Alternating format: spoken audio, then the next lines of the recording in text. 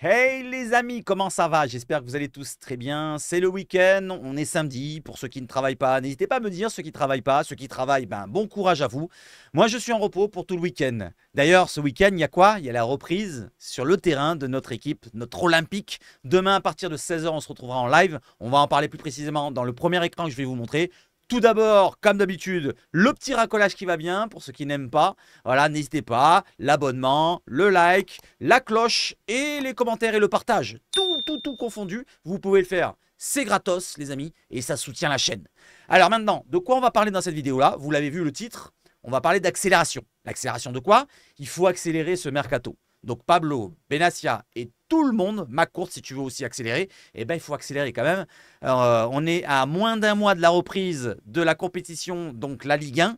Et ça commence à tarder un petit peu. Il y a une pré-saison à préparer. Il y a le premier match demain. Il n'y aura pas tout l'effectif qu'on aura pour toute la saison. Il y a beaucoup de joueurs qui doivent partir encore. N'oublions pas qu'on avait une liste énorme de joueurs qui étaient écartés ou plus ou moins écartés parce qu'on ne veut pas parler de loft à l'OM. Et bien cette liste-là, il faut qu'elle s'égrène, il faut qu'elle parte. Et qu'il faut qu'on fasse les recrues derrière. Donc là, ça prend du temps. Et il nous reste moins d'un mois avant la reprise. Alors, le mercato ne termine pas dans un mois. Il est encore pour un mois presque et demi, un mois et 10 jours. Mais quand même, ça va très très vite. Un mois et 10 jours, vous en rappelez, il n'y a pas si longtemps que ça, je disais, il y a 55 jours, il y a 50 jours, il y a 45 jours. Et maintenant, il en reste 40. 40 jours pour du mercato. Et bien, ça paraît court. Hein, si on a encore 8 recrues ou 7 recrues à faire, parce que n'oublions pas, je vais vous énumérer un petit peu tous les postes à viser. Gardien de but pour remplacer Paul Lopez qui va partir, un titulaire. Latéral droit pour remplacer un Jonathan Klaus qui devrait partir du côté de Nice, ou même un Lirola. Donc encore un titulaire ou au moins de même niveau que Murillo, mais j'espère avoir un titulaire. Un défenseur central, axe gauche pour remplacer les départs d'Ememba et de Gigot, ça fait 3. Peut-être un latéral gauche, parce que Ulysse Garcia aussi, il est sur le départ dans la liste, ça fait 4. Ensuite, on passe au milieu de terrain. On va voir combien il en veut, mais apparemment, c'est au moins 2. Alors, on va rester sur 2, ça fait 6. Après, il nous faut quand même un ailier gauche, parce que pour l'instant, on n'a que Luis Enrique, ça fait 7. Et un attaquant de pointe, 8. Et là, je reste très très light. Hein. Là, c'est le minimum. 8 recrues à faire en même pas un mois et demi. Donc, ou en un mois, si on veut reprendre avec tout l'effectif, la Ligue 1. C'est court, hein, les amis. Moins d'un mois pour 8 recrues pour reprendre la Ligue 1, très très court. Donc, il faut s'activer. J'espère qu'il y a des dossiers qui sont en cours et qui sont presque faits. J'espère que, bon, pourquoi pas Nketiah, pourquoi pas un autre dossier, parce que c'est le plus chaud apparemment, ou alors le gardien, pourquoi pas un Jorgensen ou un autre gardien qu'on n'a pas entendu parler, ou un Brice Samba, ça me plairait encore plus. Voilà, pour l'instant, c'est un petit peu le stand-by côté recrutement, même si on en a déjà 3, il faudrait accélérer. Accélérer, surtout les départs et les départs qui amèneront les arrivées, bien sûr. Allez, j'enchaîne les amis, désolé, c'était un petit peu long, et on enchaîne avec quoi? Avec l'introduction.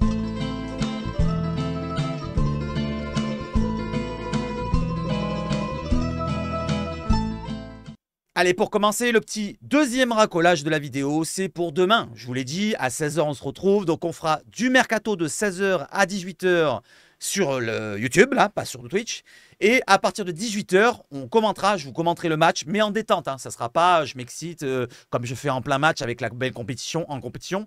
Là, ça sera un match en détente. Je préparerai d'un côté un bel écran avec les compos d'un côté et un petit écran à côté où il y aura les informations mercato, même pendant la rencontre. Et avant la rencontre, on sera à bloc sur le mercato. Voilà, demain, 16 h, n'hésitez pas à donner de la force, à monter la barre des 17 likes là que vous voyez à 50 likes. Pourquoi pas? Allez, on enchaîne. Allez, on y va, let's go sur le mercato. Extra communautaire à l'OM. Ça, on précisera un petit peu plus demain. En live, on en reparlera.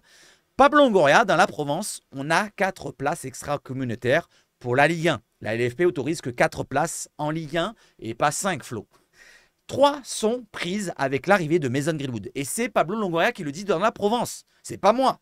Vous voyez, il le dit. Alors apparemment, le passeport jamaïcain, la double nationalité, pour l'instant, peut-être qu'il ne l'a pas. N'oublions pas, il n'est pas allé en sélection de la Jamaïque. Il n'a pas récupéré son passeport à l'époque. Et là, il nous dit, c'est Pablo Longoria qui nous le dit, on n'a plus qu'une place. Une place, comme il fait comme ça avec le pouce. Il faudrait éclaircir le sujet du passeport jamaïcain ou pas de Greenwood. Voilà, je demande un petit peu à tous ceux qui sont insiders ou alors des vrais journalistes. N'hésitez pas à vous informer et à nous dire un petit peu ce qu'il en est. Allez, on enchaîne. Parce que là, pour l'instant, c'est Pablo qui nous le dit. La piste Valentin Carboni, je voulais vous en parler hier, je ne sais pas si je l'ai fait, alors je vous le relève vite fait. L'OM n'abandonne pas l'Argentin. Une nouvelle tentative est à prévoir prochainement pour recruter le joueur qu'affectionne Roberto De Zerbi. L'Inter réclamerait toujours 30 millions d'euros pour le jeune Argentin de 19 ans.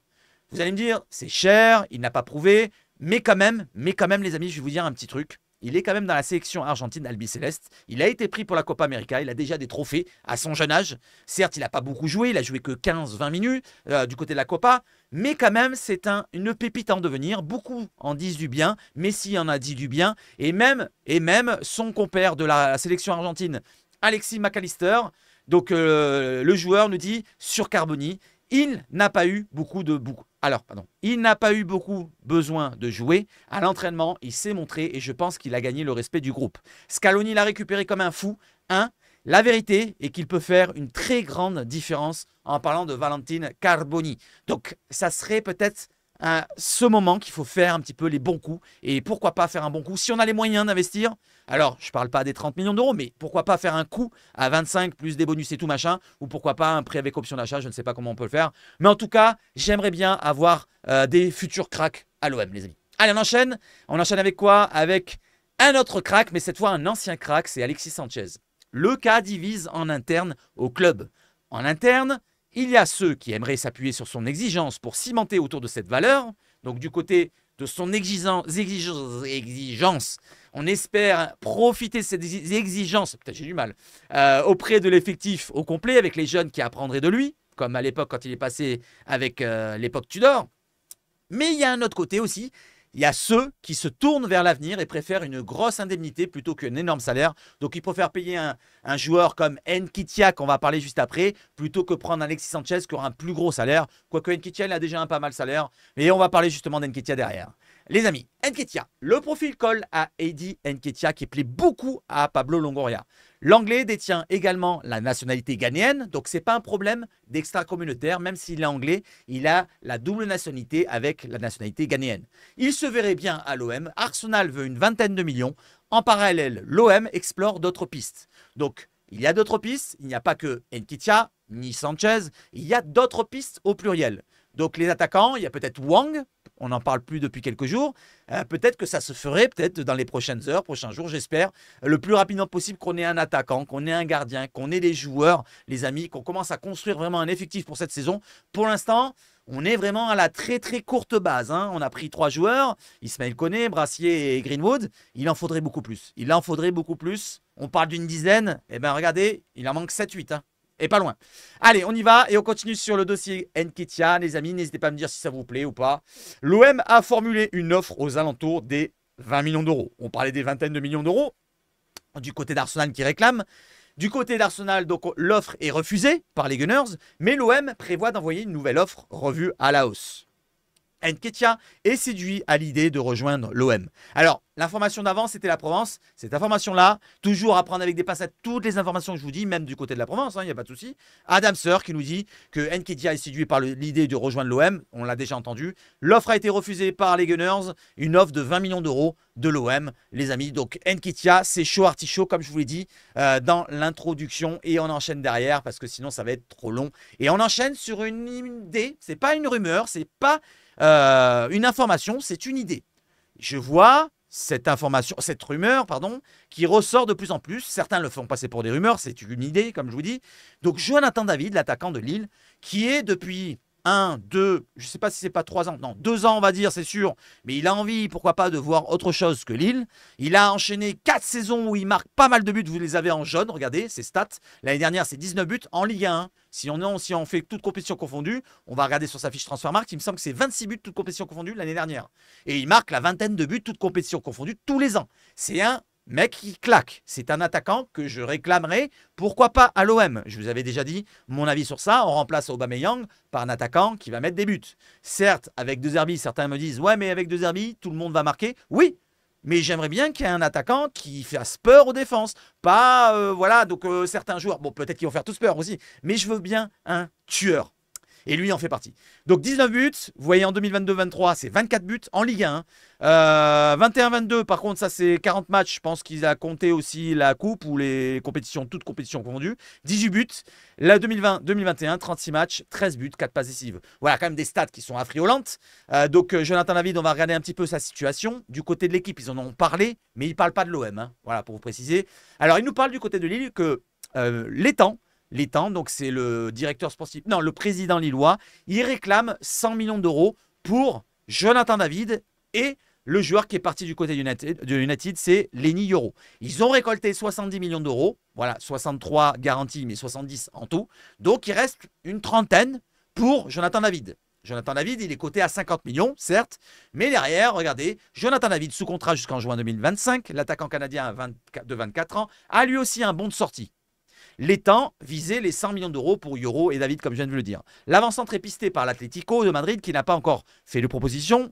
Et l'AS Roma pourrait-elle passer à l'offensive avec une offre autour des 35 millions. L'Arabie Saoudite aussi dessus. Voilà, donc les amis, qu'est-ce que vous en pensez? Cette idée, voilà, c'est chaud. Voilà, comme dossier, il y a déjà plusieurs clubs dessus. C'est compliqué. Si l'AS Roma offre déjà 35 millions, une offre autour des 35 millions, il faudra se positionner dessus à pareil au moins ou peut-être plus.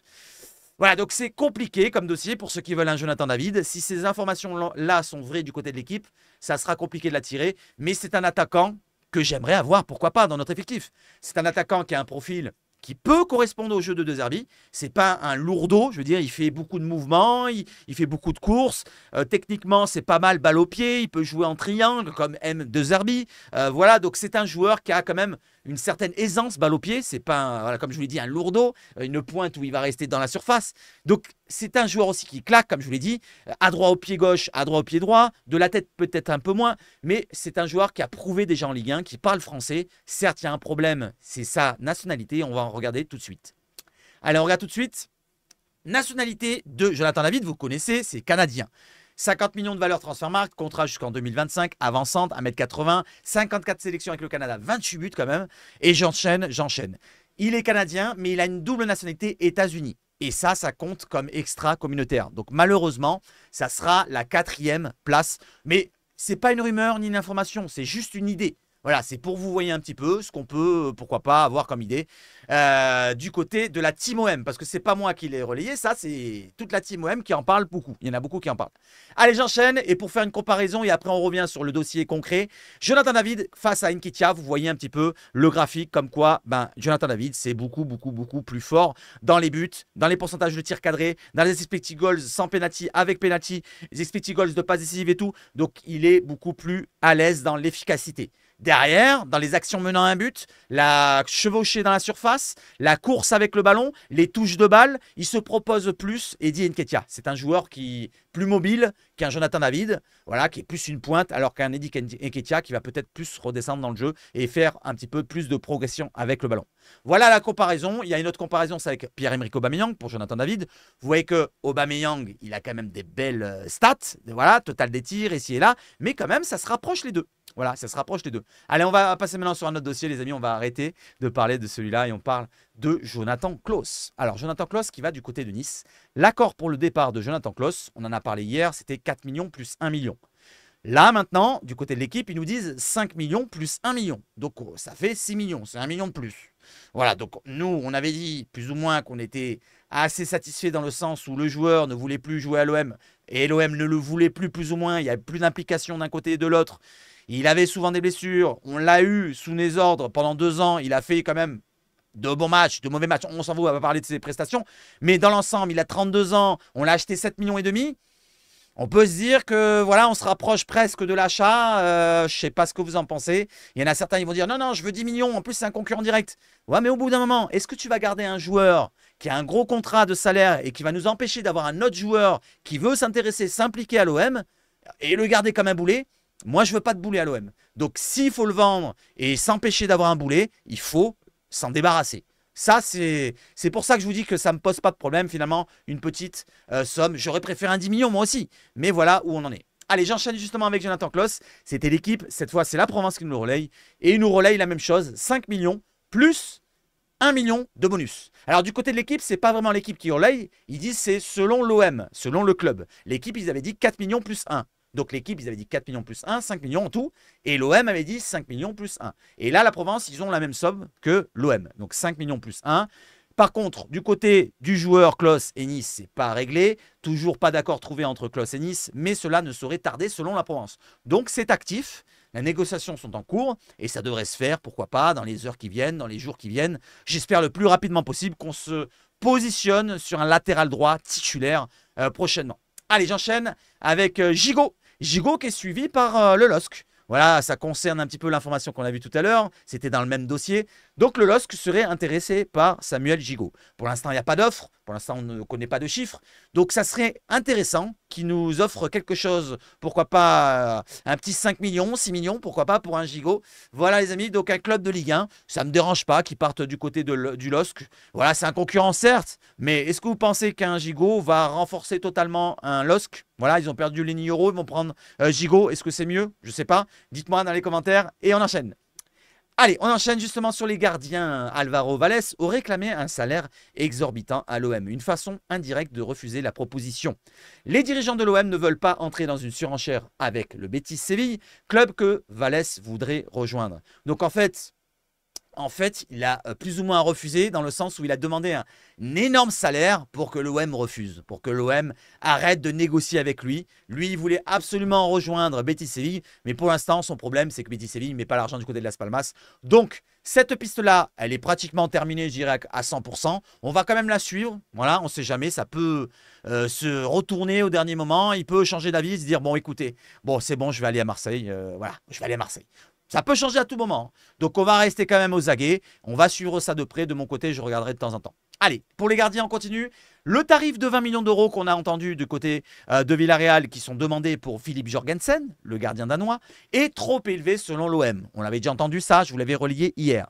L'OM a pensé quand même à inclure Ismaïla Sarr selon l'équipe dans le deal avant d'abandonner l'idée. Voilà, certains l'avaient dit, je en avais parlé il y a 2 semaines à peu près quand on... Non, il y a 1 semaine quand on parlait du gardien, j'avais dit pourquoi pas, tiens, ils veulent Sarr. Pourquoi pas leur proposer? Et bien là, ça a vraiment été proposé, apparemment.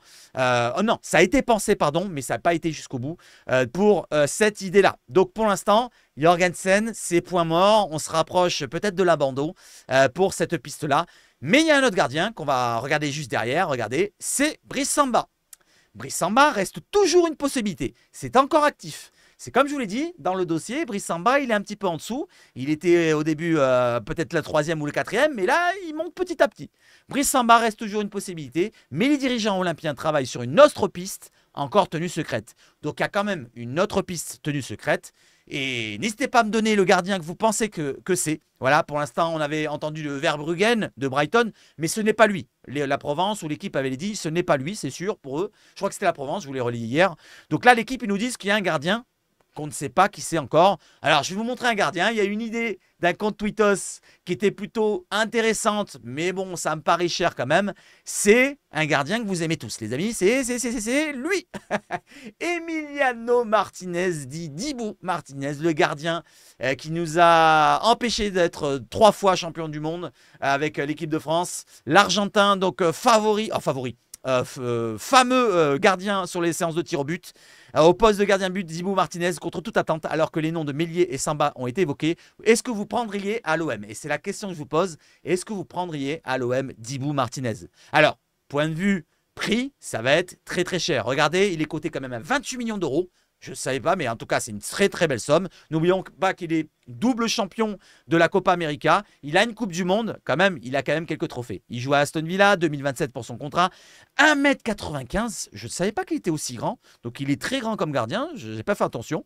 1m95, donc 45 sélections avec l'Argentine. 31 ans, il va avoir 32 ans le 2 septembre. C'est une idée encore, hein. Ce n'est pas une rumeur, les amis. Donc, regardez sa fiche Transfermarkt, vous voyez ici. Je n'ai pas regardé son salaire, mais je pense qu'il doit avoir un bon salaire, sérieux. Mais on ne va pas s'informer plus que ça. Donnez-moi votre avis. Est-ce que vous êtes intéressé? Pourquoi pas? On ne sait jamais si ça tombe comme ça dans les derniers jours qui arrivent. Les amis, Emiliano Martinez. Allez, on enchaîne. Avec Ismaïla Sarr, on en parlait justement avant. Crystal Palace a formulé une première proposition contractuelle à Ismaïla Sarr. Donc, c'est une proposition de contrat. Pourquoi pas pour le joueur, hein, pas pour l'OM. Discussion en cours entre les deux parties actuellement. Donc ça discute encore. Peut-être qu'ils vont se mettre d'accord prochainement. Et après, ça sera avec l'OM qu'il faudra se mettre d'accord pour Crystal Palace. Discussion déjà engagée avec l'OM, entre l'OM et Palace. On en a parlé dernièrement. Palace avait fait déjà des premières approches. L'OM réclamait, je crois, 23 millions d'euros sur les derniers chiffres qu'on avait entendus. J'étais à la plage quand je l'avais regardé ce truc-là. Voilà d'où on en est pour l'instant Ismaïla Sarr. Sarr a envie de retrouver la première ligue, l'Angleterre.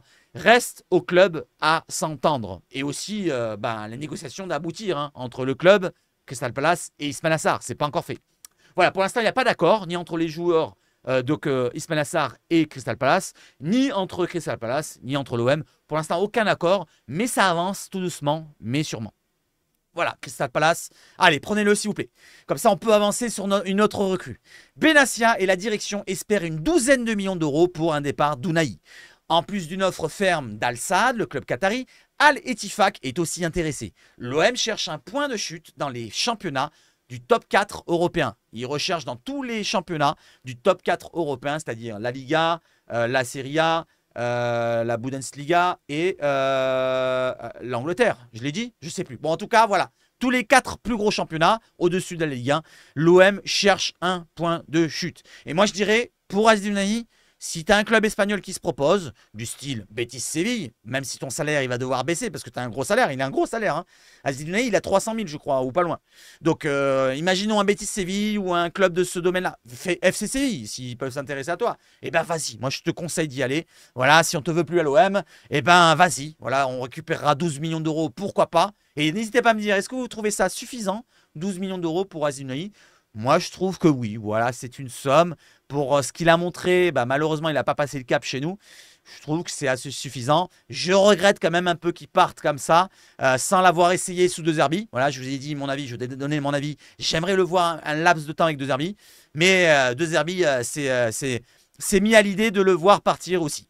Allez, j'enchaîne et on continue. Et justement, quand je parle de Zerbi, il nous parle justement d'Ounahi. Et après quelques échanges entre Ounahi et De Zerbi a acté l'idée d'un départ du milieu marocain. J'en parlais juste avant. Roberto De Zerbi, par contre, là, c'est une information très importante à prendre en compte. Il veut grandement renforcer le secteur du milieu. Il souhaite 2 arrivées au milieu, en plus de celle de Koné. Donc, ça ferait 3 arrivées au milieu en tout.